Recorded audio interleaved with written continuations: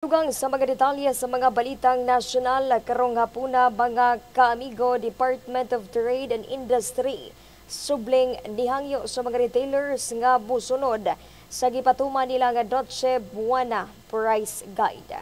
Kabigang Bar Alawan alang sa dugang detalye.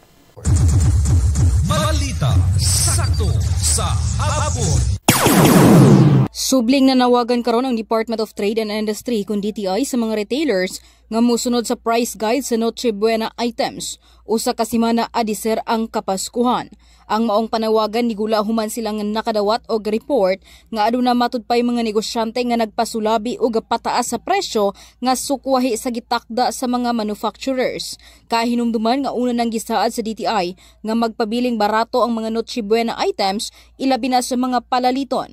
Kahibaluan nga unang nakigtagbo si DTI Secretary Alfredo Pascual sa mga manufacturers tungod ning baguhay pa lamang aduna sila'y nadawat nga report nga nilapas matud pa sa Noche Buena Price Guide ang pipila ka mga palaliton sama sa queso di bula, fruit cocktail, ham ug uban pang Noche Buena products. Gipasabot karon ni Pascual nga ang mga presyos palaliton nakalatid na kini sa Noche Buena Price Guide diin mao kini ang gisugyot nga retail prices sa mga manufacturers alang sa ilahang mga produkto. Labot niini ni pasalig karon ang manufacturers nga ilang susihon pag-ayo ang maong hilisgutanan. Saktong balita kaamigang Mar Alawan sa 104.7 Music Best Radyo Sakto Pagadian.